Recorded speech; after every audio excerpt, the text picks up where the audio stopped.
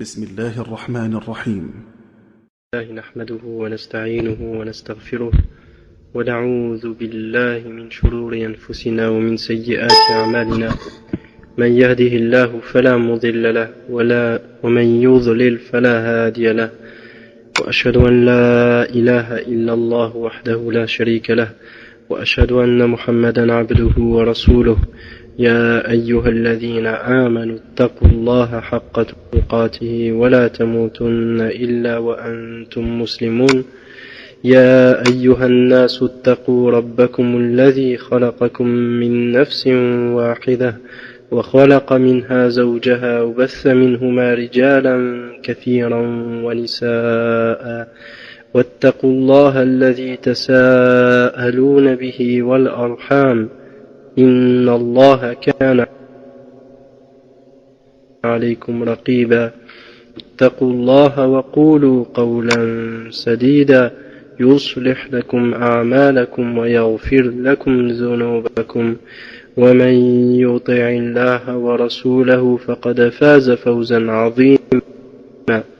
أما بعد فإن كتاب الله وخير الهدي هدي محمد صلى الله عليه وسلم وشر الأمور محدثاتها وكل محدثة بدعة وشر الأمور محدثاتها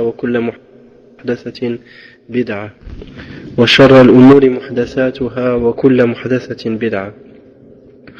أيها الإخوة الكرام, ce cours est le troisième dans l'explication de Injah ou Hajati Sa'il du Cheikh Ahmed ibn Hamoud al-Khalidi. Donc ce cours est le cours du lundi 23 mars 2009. Donc Inch'Allah, c'est juste donner ça. Je pense que c'est le troisième ou le quatrième.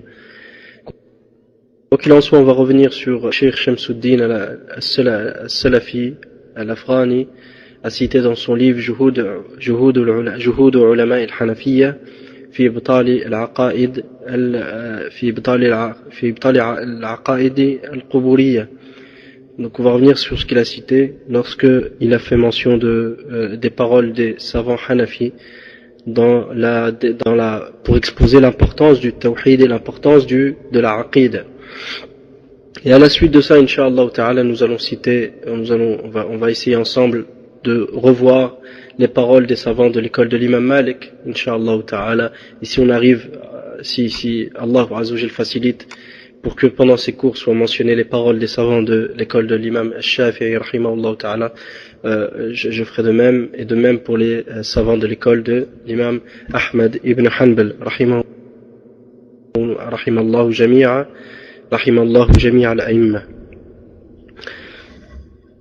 Donc on va revenir sur les paroles de l'imam Abu Hanifa. Juste avant de revenir dessus, je tiens à préciser une chose, je me suis trompé la dernière fois quand j'ai cité la biographie de l'imam Ad-Dahlawi. Donc qu'est-ce qui s'est passé? C'est que j'ai confondu en traduisant la biographie de l'imam Ad-Dahlawi, celle d'un savant qui s'appelait Al-Fatani ou Al-Fatni, qui était un savant Hanafi qui est décédé en 1327 de l'Hijra al-Nabawiyya ala sahibiha afdalus salati wa ahsanu taslim. Donc j'avais dit que l'imam Dahlawi, son nom était Abdul Malik ibn Abdul Wahhab ibn Salih al-Hindi. Il était indien, c'est-à-dire indien d'origine. Il naquit à Taïf et grandit entre Médine et la Mecque et décéda en Égypte. Hanafi de madhab et Maturidi de aqida. Il était proche de la Mecque de son époque, et Sharif Abdullah. Donc ça c'était une erreur, c'est-à-dire une erreur grave de ma part, dans le sens où l'imam Dahlawi n'était pas un Maturidi. Donc moi-même je me posais le problème, comment se fait-il que il était, c'est-à-dire que dans la biographie il est mentionné qu'il était Maturidi de aqida. Donc walillahi alhamd, par après j'ai remarqué qu'en fait les deux définitions, c'est-à-dire aussi bien l'imam Dahlawi que le Cheikh al-Natafi ou al-Fatni ou al-Fatani, tous les deux ont cité la même définition du tawhid. Et c'est pour cette raison en fait que vu qu'ils ont cité la même définition, dans la marge, j'ai confondu entre les deux biographies. Mais en ce qui concerne la biographie de l'imam al-Dahlawi, Inch'Allah, je vais la rappeler maintenant. Donc, l'imam al-Dahlawi, rahimahullah ta'ala, il est connu sous le laqab, sous le surnom de Cheikh al-Islam chez les Hanafiyya. Lorsque vous entendez Cheikh al-Islam, c'est l'imam al-Dahlawi. Et Hujjatul Hind, de même on l'appelait. Hujjatul Hind. Et Hujjatullah aussi. Il est décédé en 1172 de Al-Hijra. Quand c'était un grand imam et réformateur réputé qui a réuni entre la science du hadith et le fiqh. Il est à l'origine du réveil sunnite. Et il porta l'étendard de al-Islah, c'est-à-dire comment corriger ce qui a été justement, ce qui a été changé et les corruptions qui sont apparues dans la communauté. Il portait l'étendard justement de ce travail de corriger ces choses-là. Cheikh Ahl al-Hadith, il était le cheikh de Ahl al-Hadith, le cheikh de Ahl al-Hadith d'une manière générale de son époque et de l'ensemble des Hanafiyya en Inde. À son époque en Inde, c'était le cheikh de Ahl al-Hadith. Et même des Hanafiyya qui n'adhéraient pas forcément à l'école de Ahl al-Hadith, il était le plus grand savant de cette époque. Il a combattu le Quburiyya autant qu'il pouvait, et tout ce qui était les bid'a et les shirkiyat, le shirk que faisaient les adorateurs d'autres qu'Allah Azzawajal, il les a combattus autant que possible. Pour plus de détails, voir Al-Fawz al-Kabir, page 19-20. Il déclara la guerre aux fanatiques hanafites de son époque et a soutenu le madhab des gens du hadith. Il composa entre autres Al-Aqdu al-Jayyid, et de même, parmi ses ouvrages, nous avons Al-Aqdu al-Jayyid, et il y a aussi Al-Insaf et Mabahith fi Hujjatillah. Il dévoila la fausseté de certains fondements de l'école Hanafiyya et apporta une critique amère et précise. D'accord? Donc il a montré que certains fondements de l'école de l'imam Abu Hanifa, rahimahullah, étaient erronés, et alhamdulillah, il a été précis dans sa correction et dans son travail de critique. Il a défendu Cheikh l'Islam Ibn Taymiyyah, rahimahullah, contre ses opposants. Et il défendait donc la aqid. Détail, voir Jala'ul Aynayn de Al-Alousi, rahimahullah ta'ala, page 45-46, ou Jala'ul Aynayn fi Difa'i ani Shaykhayn, c'est un livre de Al-Alousi, rahimahullah, où il défend Cheikh l'Islam Ibn Taymiyyah et Cheikh Muhammad Ibn Abdul Wahhab, Cheikh l'Islam Ibn Taymiyyah et l'imam Ahmed. Sauf si je me trompe, si ce n'est pas Cheikh l'Islam et Cheikh Muhammad Abdul Wahhab, mais non, je pense que c'est soit Cheikh l'Islam Ibn Taymiyyah et Cheikh Muhammad Abdul Wahhab, soit l'imam Ahmed et Cheikh l'Islam Ibn Taymiyyah, rahimahullah ta'ala. Donc dans cet ouvrage, l'imam Al-Alousi a évoqué justement l'imam Al-Dahlawi et a exposé ce point-là qui était qu'il défendait al-Aqida as-Sahiha et Cheikh l'Islam Ibn Taymiyyah, rahimahullah ta'ala. Donc pour revenir au sujet, la dernière fois, nous avions parlé de la définition que l'imam Abu Hanifa, rahimahullah ta'ala, a citée donc Cheikh Shamsuddin dit, et dans ce qui suit, nous allons présenter certaines paroles des imams et savants de l'école hanafite pour montrer justement la valeur de la aqida. L'imam Abu Hanifa, rahimahullah ta'ala, qui est décédé en l'an 150 de l'Hijra, a dit al-fiqhu fi ad-din afdalu min al-fiqhi fi al-ahkam wa li an yatafaqaha ar-rajulu kayfa ya'budu rabbahu khayrun lahu min an yajma'a al-ilma al-kathir. Donc le fiqh dans le din est meilleur que le fiqh dans les ahkam, c'est-à-dire le fiqh dans la aqida est meilleur que le fiqh dans les ahkam, c'est-à-dire dans le restant des statuts légaux, c'est-à-dire des ahkam, des règles qu'Allah Azza wa Jalla a fixées et qui ne sont pas du domaine et qui ne rentrent pas dans le cadre de la aqida. Donc le fiqh dans le din, c'est-à-dire dans la aqida, dans le tawhid, est meilleur que le fiqh dans les ahkam. Et il est meilleur pour l'homme d'apprendre comment adorer son Seigneur que de réunir un grand nombre de savoirs, c'est-à-dire sans apprendre comment adorer son Seigneur. Et il est meilleur pour l'homme que de réunir un grand nombre de savoirs, c'est-à-dire sur des sujets secondaires, ça c'est entre parenthèses, on comprend du contexte, sans apprendre comment adorer son Seigneur. Les références, voir al-fiqhu al-absat, al-fiqhu al-absat.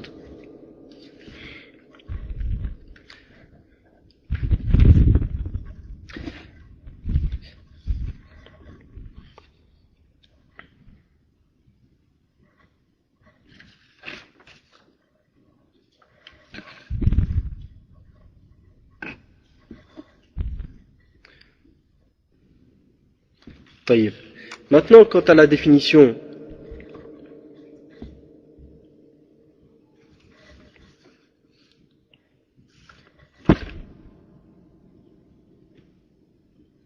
طيب.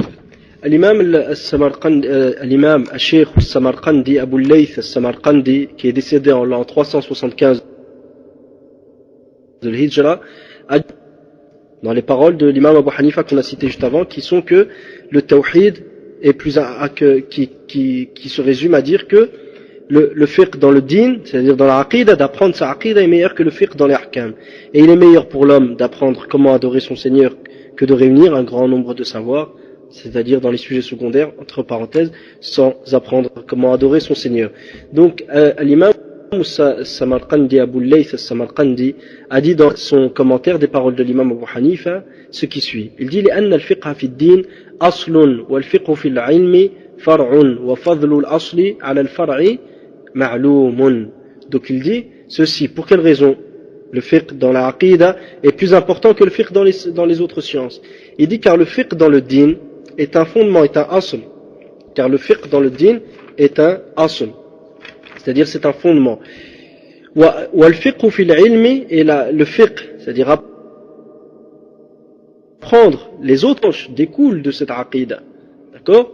وَفَضْلُ الْأَصْلِ عَلَى الْفَرْعِ مَعْلُومٌ et la valeur du fondement et de la base par rapport c'est-à-dire à ce qui en découle et à la branche de cette base-là et aux branches de cette base est connue de tous. طيب. Plus de les références شرح الفقه الأبسط. طيب. Ce sujet-là, quoi qu'il en soit, on en avait déjà traité et on avait cité certaines choses dessus. On va passer jusqu'à arriver justement aux autres paroles des savants de l'école de l'imam Abu Hanifa rahimahullah ta'ala qui traite de ce point, à savoir la valeur du tawhid. Maintenant, qu'est-ce que le fiqh selon les Hanafites d'une manière générale? Qu'est-ce que le fiqh selon les Hanafites? Le Hanafiyya, lorsqu'ils viennent à définir le fiqh, qu'est-ce qu'ils visent par là? Donc, pour revenir à ces paroles de l'imam As-Samarqandi, donc il dit car la connaissance du din, le tawhid, est un asl, un fondement, c'est-à-dire la science des statuts pratiques, et qui sont secondaires par rapport à la aqidah, est une branche, et découle de ce fondement. Or, la prédominance du asl sur le fard est connue, c'est-à-dire la valeur d'un fondement sur ce qui en découle est connue de tous.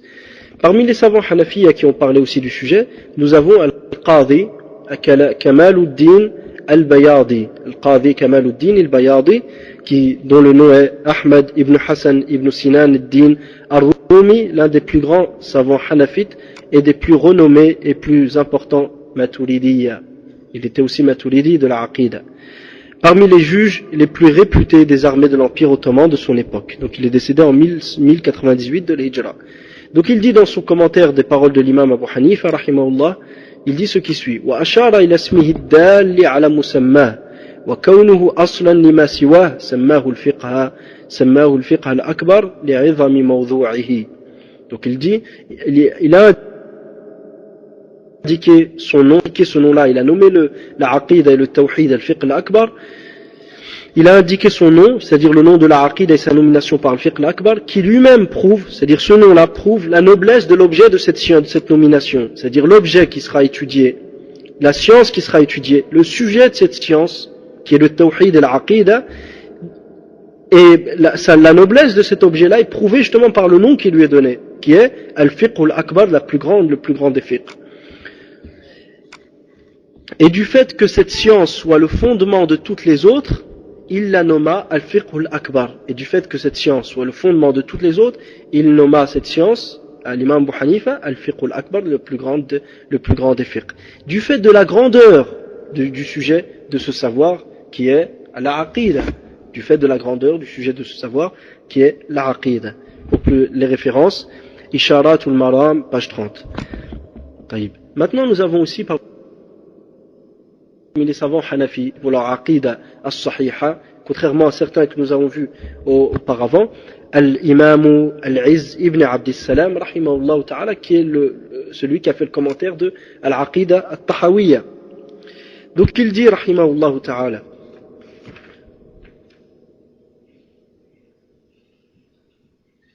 Al-Izz ibn Abdessalam dit, rahimahullah ta'ala, afin d'affirmer l'importance de la aqida d'une manière générale et du tawhid plus spécifiquement, il dit amma ba'd. Donc il a commencé par louer Allah Azza wa Jal par faire les prières sur le prophète sallallahu alayhi wa sallam, et à la suite de ça il dit amma ba'd, qui est une particule par laquelle on passe de l'introduction au sujet en question.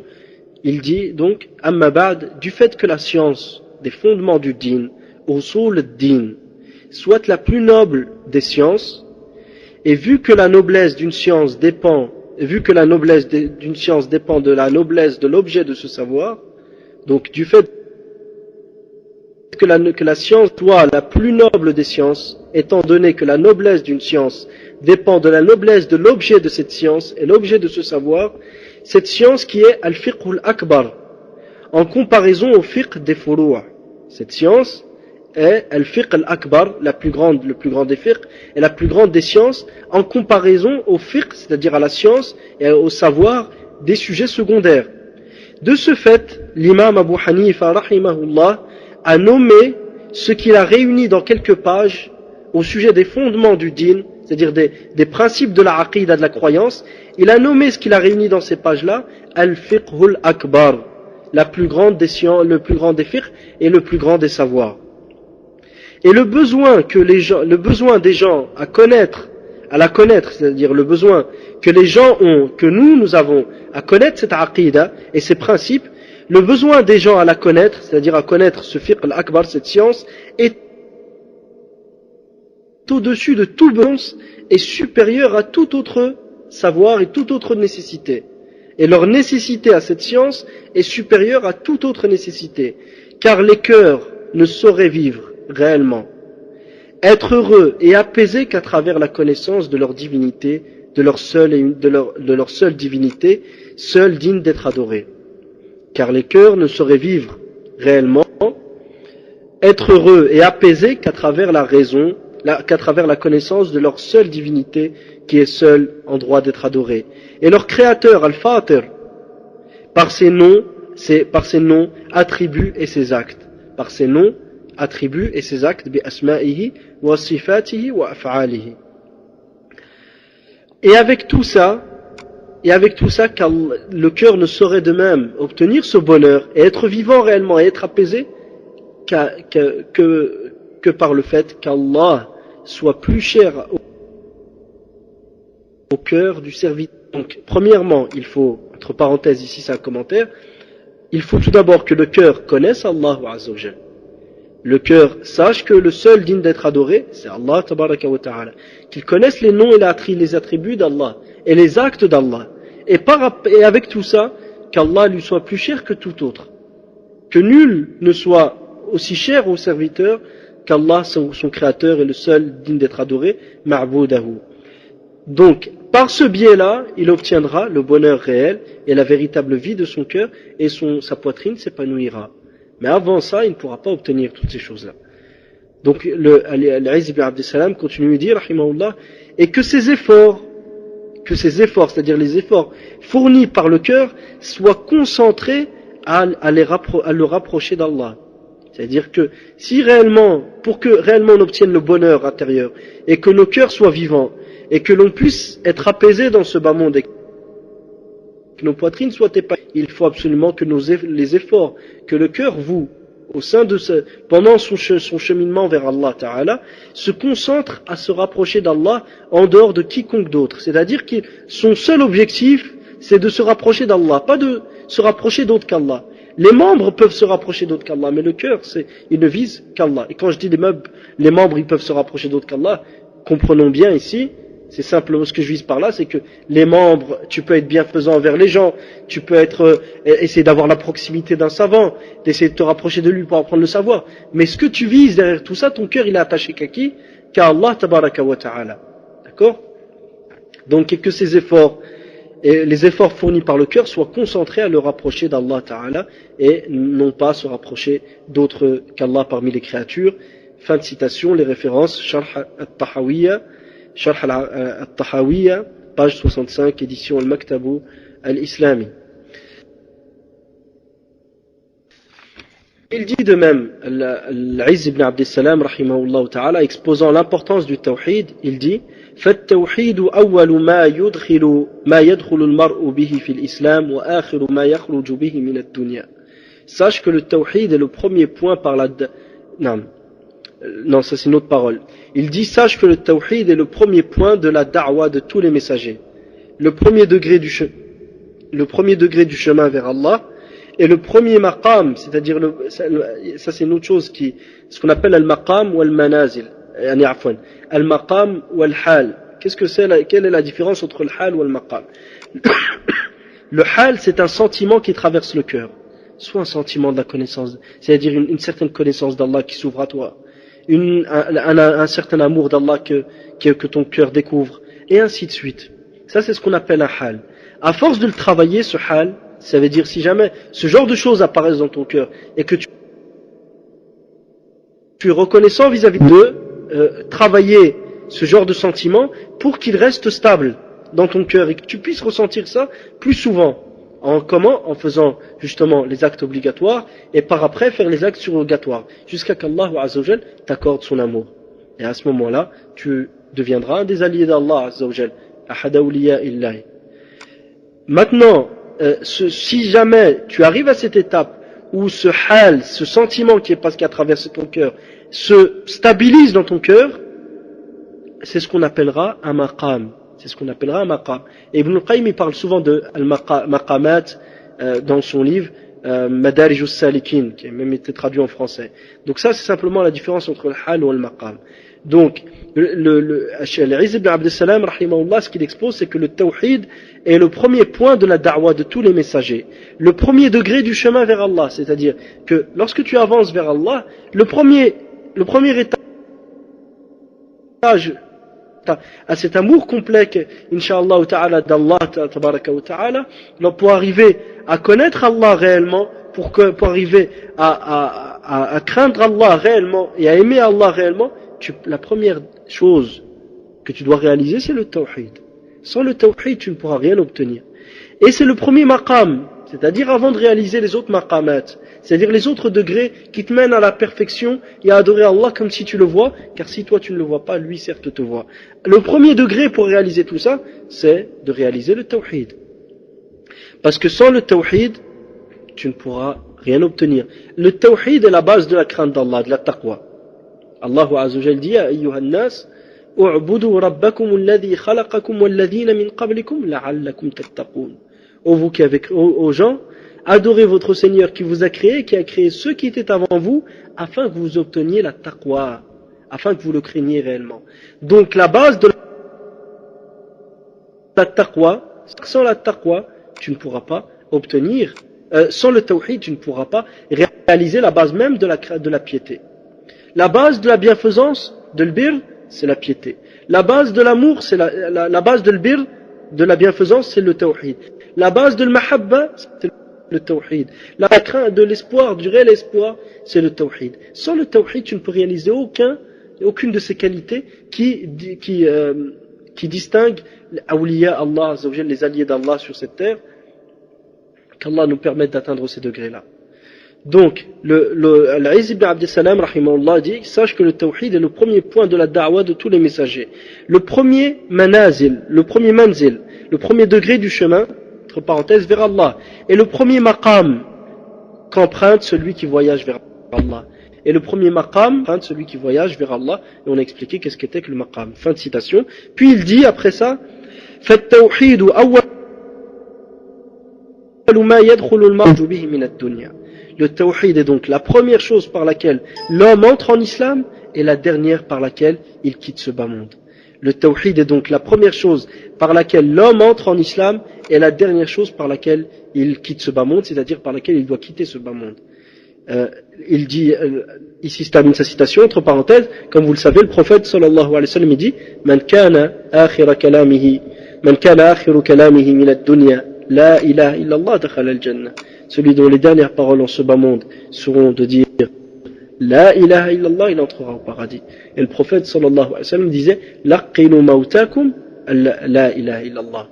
Donc faites prononcer ou c'est-à-dire faites prononcer ou faites répéter derrière vous, les gens qui sont sur le point de décéder, la ilaha illallah. Donc on voit que la dernière chose par laquelle on doit quitter ce bas monde, c'est quoi? C'est la ilaha illallah. Et si jamais on arrive à le dire en ayant connaissance, de découvrir les secrets qui se cachent derrière ce monde. Car ce monde n'est qu'une façade. Le moment où tu vis, le moment où tu mourras, tu découvriras les réalités de ce monde.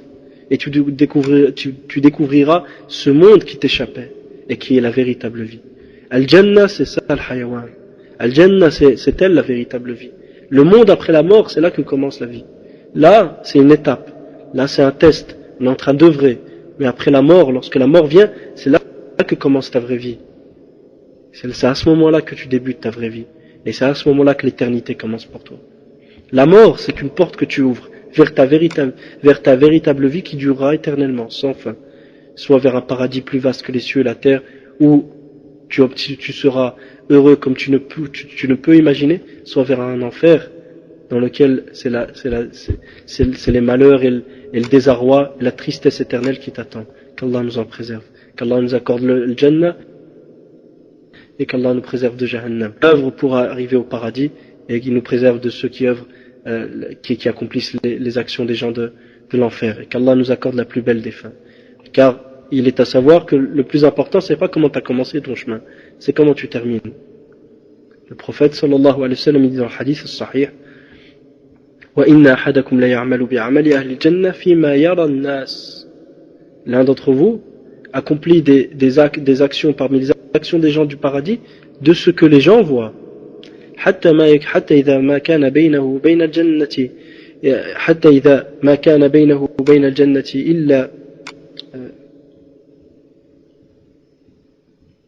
حتى إذا ما كان بينه وبين الجنة إلا شبرا سبقه الكتاب فعمل بعمل أهل النار فدخل النار. Jusqu'à que ce qu'il n'y ait entre lui et le paradis que un empan, une poignée, ou j'ai oublié la fois si quelqu'un sait me rappeler le hadith textuellement, parce que à ce moment-là il accomplira le kitab, c'est-à-dire la prédestinée, le rattrapera et il accomplira une action des gens de l'enfer et il entrera en enfer. Mais si on médite bien ce hadith, c'est celui qui œuvre en apparence pour Allah. En apparence il œuvre pour Allah, mais réellement il n'œuvre pas pour Allah. Donc d'où l'importance de la sincérité. D'où l'importance de la sincérité. Omar ibn Abdul Aziz radiyallahu anhu, certaines fois il lui arrivait de commencer un discours puis de descendre du minbar. Pour quelle raison? Il disait j'ai peur pour mon intention.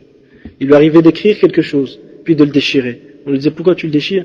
Il dit j'ai peur pour mon intention. Sufyan al-Thawri rahimahullah ta'ala, il disait ma anaytu shay'an ashaddu alayya min niyyati. Je n'ai pas combattu une chose qui était plus dure, et je n'ai pas souffert d'une chose que j'essayais de changer qui m'était plus dure que mon intention. Et c'est pour ça qu'il est très important de se concentrer sur cette intention. Peu d'action, si jamais il est accompagné d'une intention sincère, a plus de valeur que beaucoup d'actions qui disparaîtront. Pourquoi? Parce qu'il n'était pas accompagné d'une intention sincère. Et ce qui sort sincèrement du cœur arrive droit au cœur. Mais ce qui sort de la langue et que le cœur qui n'est pas réellement présent dans le cœur, il ne dépasse pas les oreilles, comme disaient certains salafs. Donc il est important de se concentrer sur l'intention et de savoir que on œuvre, certes, mais le plus important c'est sauve-toi. De nous sauver, c'est la première des choses. Chacun doit penser, je ne dis pas qu'il faut être individualiste et penser qu'à soi, mais il est important de penser à soi. Ne pas être telle une bougie qui illumine pour les autres et qui éclaire la voie pour les autres, puis qui se consume elle-même. Et ne pas être de même un pont que les gens empruntent pour aller vers le droit chemin et puis qui sera jeté à la suite de ça en enfer. Donc il est important de se concentrer sur le personne. Et ce qui est dit sur l'importance du tawhid, ça doit nous interpeller nous-mêmes et nous dire si ce tawhid est aussi valeureux aux yeux d'Allah, ben il doit avoir une valeur immense à mes yeux. Car je dois aimer ce qu'Allah il aime et je dois détester ce qu'Allah il déteste. Si ce tawhid a autant de valeur aux yeux d'Allah Azza wa Jal, et qu'Allah a créé les cieux et la terre pour ce tawhid, et qu'il a envoyé tous les messagers, et la terre, les cieux et la terre, l'univers, qui aujourd'hui, subhanallah al-azim, il ne cesse de découvrir des merveilles dans cet univers et qui est immense cet univers, tout cet univers, Allah l'a créé juste pour kalimat al-tawhid, pour la parole de l'unicité. Donc il y a forcément, elle a forcément une importance qui est capitale. Donc si cette importance est aussi capitale, ben, elle mérite que je consacre ma vie à cette parole, que je consacre ma vie à réaliser cette parole. Mais maintenant, je ne veux pas consacrer ma vie à ce que les gens réalisent cette parole et que moi, de mon côté, je ne la réalise pas. Non, je serai le premier à le faire. Parole. Et qu'elle sera plus chère à leurs yeux que tout autre, Wallah, c'est à ce moment-là que leur da'wah portera ses fruits. Mais aussi longtemps que cette parole aura de la valeur dans nos exposés et aura de la valeur dans nos propos, mais dans notre vie, elle n'a pas de réelle valeur, et que concrètement, on se lève le matin, elle a une importance, et au soir, il se peut qu'elle n'ait pas d'importance, ou au soir, elle a une importance, on se lève au matin, elle n'a pas d'importance. À ce moment-là, on va être que pour ça que, dans le hadith rapporté par l'imam Ibn Majah, et le hadith est Hassan, non, le hadith est Hassan, si je me souviens bien, le hadith, il est dans le tahdhib de Tafsir Ibn Kathir de Mubarak Furi. Il est rapporté que Ibn Mas'ud radiyallahu anhu a dit Sami'atu Rasulallah sallallahu alayhi wa sallam dire, j'ai entendu le message d'Allah sallallahu alayhi wa sallam dire, celui dont les soucis man kana hammuhu min ad-dunya man ja'ala hammahu hamman wahida, celui dont les soucis dans ce bas monde sont une seule et même préoccupation, c'est-à-dire une seule et même préoccupation, la préoccupation de l'au-delà, c'est-à-dire comment réaliser cette parole du tawhid, comment obéir à Allah Ta'ala, comment faire pour qu'Allah soit satisfait de nous en ce bas monde et dans l'au-delà, Inch'Allah Ta'ala, pour qu'on puisse obtenir un paradis plus vaste que les cieux et la terre et rencontrer notre Seigneur. Donc celui dont les soucis sont tels, Allah Azzawajal lui suffira tous les soucis qu'il a de dunya. Tous les soucis que tu as de dunya, Allah il les suffira. Man kana hammuhu hamman wahida hamma akhiratihi kafahu Allahu ma yahummuhu min umuri dunya. Allah lui suffira de ce qui le soucie, le préoccupe des choses de ce bas monde et des préoccupations de cette terre. ومن كان همه ومن تشعبت به الهموم نعم ومن تشعبت به الهموم, et celui dont les soucis et les préoccupations sont multiples, mais qui sont tous pour un intérêt de ce bas monde. لم يبالي الله في أي أوديتها سقط أو وقع. Donc Allah ne portera aucune importance à cette personne-là, quel que soit l'endroit où il vient à mourir, l'endroit où il vient à décéder, Allah ne lui prête guère d'importance. Donc imaginez la gravité de ne pas se consacrer à ce qui réellement va assurer bi'idnillah notre sauvegarde dans l'au-delà. Et voyez quand même de même l'importance de faire de son unique préoccupation la demeure de l'au-delà et comment réellement œuvrer pour préparer aussi bien ce qui nous attend après la mort, parce qu'on est en train d'œuvrer, mais c'est notre demeure après la mort dans la tombe qu'on est en train de préparer. Et le compagnon qui va nous tenir compagnie, soit ça va être un compagnon paisible, apaisant, qui amène la sérénité grâce à Allah, et ça va être que désarroi sur désarroi et malaise sur malaise avec lui. Donc c'est ce compagnon-là qu'on est en train de construire. Comment? Par nos actes. Donc on est en train de préparer la demeure qui est déjà dans notre tombe, et on prépare la demeure qui est au paradis. Mais imaginez le temps entre la tombe et entre le temps qu'on rentre au paradis. Yawm al-Qiyamah il dure 50 000 ans. Yawm al-Qiyamah il dure 50 000 ans. Imaginez 50 000 ans debout. Déjà 24 heures ou 1 heure à la poste pour faire la queue, on a difficile à rester debout. Qu'en est-il de rester 50 000 ans debout? Subhanallah al-Azim, qu'Allah nous épargne ce jour-là. Mais alhamdulillah, il y a des gens qui seront sauvés ce jour-là. Alhamdulillah, il y a des gens qui seront sauvés. 7 personnes qui seront sous l'ombre du trône d'Allah. Le jour où il n'y aura d'ombre que l'ombre du trône d'Allah. Parmi eux, un jeune qui a passé sa vie dans un jeune qui a grandi sur l'obéissance d'Allah. Et parmi eux, il y a une personne qui, lorsqu'elle a donné une sadaqa avec sa main aux yeux des gens, elle a été comparée au fait que sa main gauche ne la voyait pas. De même, il y a 2 personnes qui se sont aimées pour Allah et se sont séparées pour Allah. Donc ils se sont rencontrés pour l'amour d'Allah, et quand chacun devait partir dans son obligation religieuse, il est parti, et cet amour qu'ils avaient l'un pour l'autre pour Allah est resté. Et ce jour-là, cet amour-là, Allah Ta'ala, par l'intermédiaire de cet amour qui était exclusivement voué à lui, car ils ne se sont pas aimés pour un intérêt de dunya, mais ils se sont aimés pour Allah Azza wa Jal.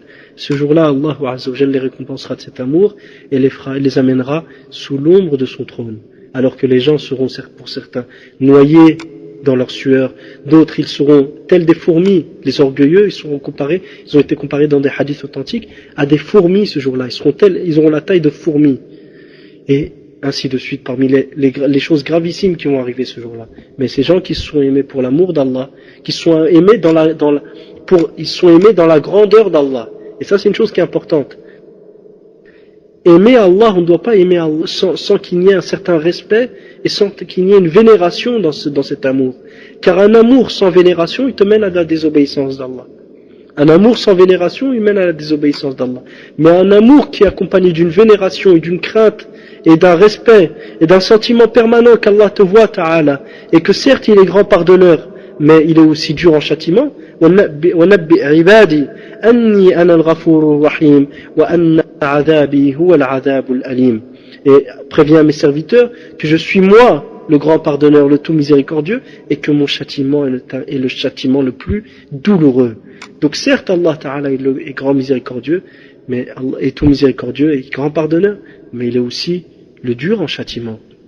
Donc cet amour que tu as d'Allah, il doit être accompagné justement d'une vénération.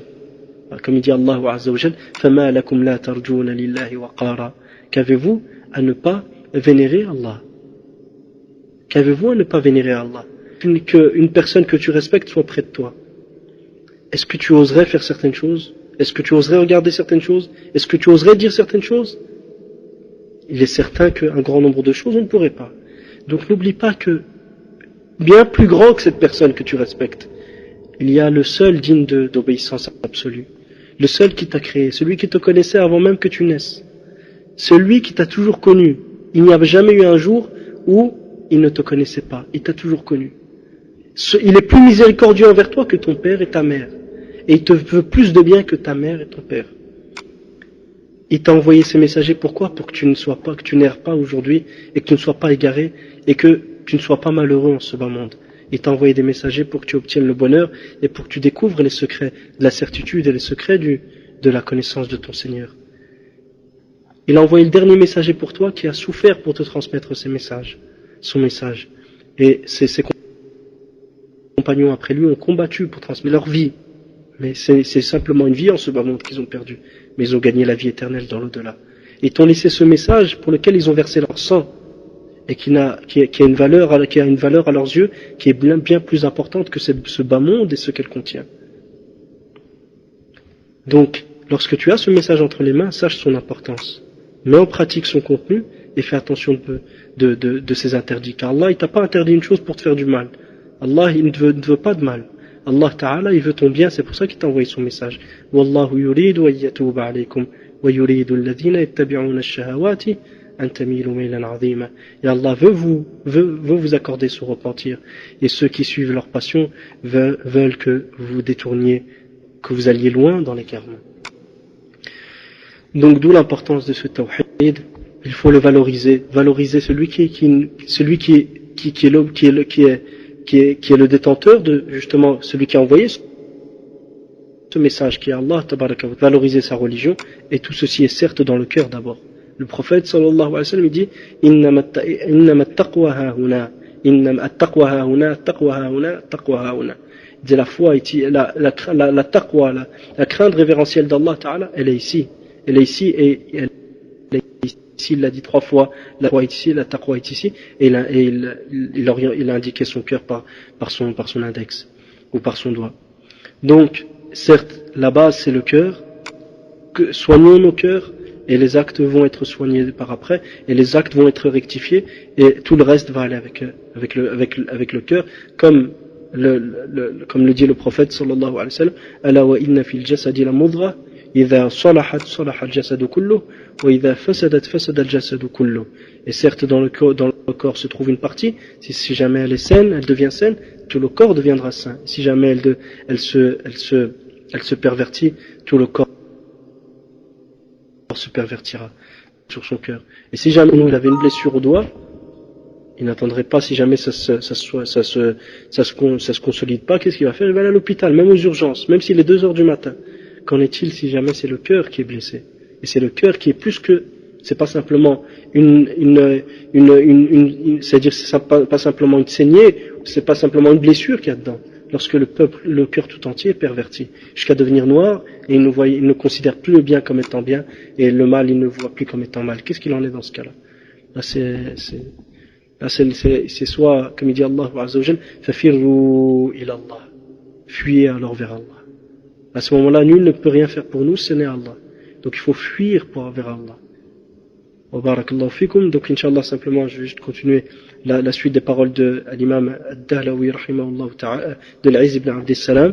Et la prochaine fois, Inch'Allah, on continuera les autres paroles des savants. Donc il dit, rahimahullah, فَالتَّوْحِيدُ أَوَّلُ مَا يَدْخُلُ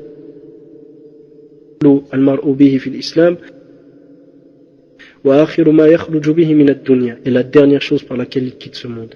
Et il dit aussi, فَالتَّوْحِيدُ أَوَّلُ وَاجِبٍ وَآخِرُ وَاجِبٍ. Et le tawhid est la première obligation et le dernier devoir.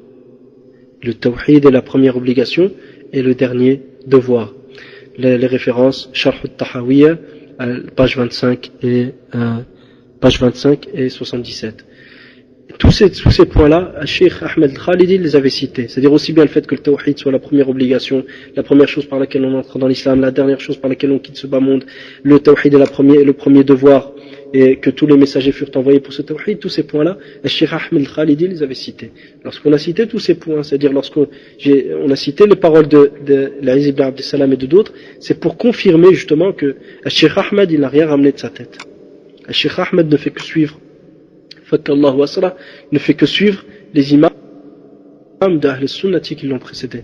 On continuera voir d'autres paroles de d'autres savants, et ainsi, Inch'Allah, par après passer à la définition on va revenir à la définition du tawhid chez Ahl al-Sunnah, selon les différentes écoles, afin qu'on voie que ce n'est pas spécifique à ce que certains disent, c'est les Hanabila, c'est juste les savants de ta tendance de l'école de l'imam Ahmed qui voient ça, c'est juste Ibn Taymiyyah, Ibn al-Qayyim et Cheikh Mohammed Abdel Wahhab rahimahumullah qui disent ça. Non, ce genre de choses sont communs à toute la Ummah, c'est-à-dire tous les muahidines de cette communauté, même les mubtadi'a, les innovateurs d'entre eux, définissent le tawhid comme on l'a exposé, sauf certains mubtadi'a parmi Ahl al-Kalam qui ont défini le tawhid autrement, et on va le voir Inch'Allah ta'ala. Donc, mais ces mubtadi'a qui l'ont défini autrement, on ne veut pas dire par là qu'ils ont fait du shirk. Ils l'ont défini d'une manière incorrecte, mais ils sont restés sur le tawhid. Mais simplement, l'erreur était dans une mauvaise définition. Mais par après, qu'est-ce qui s'est passé? C'est que sont venues d'autres personnes qui sont parlées et qui en ont fait des conclusions qui étaient gravissimes et qui y arrivaient au degré du shirk akbar, qui font sortir l'âme de l'islam. Donc tout ça on le verra en détail la prochaine fois. Barakallahu fikum. Wa sallallahu wa sallam wa baraka ala nabiyyina Muhammad wa ala alihi wa sahbihi ajma'in. Walhamdulillahi rabbil alamin. Wassalamu alaikum wa rahmatullahi wa barakatuh.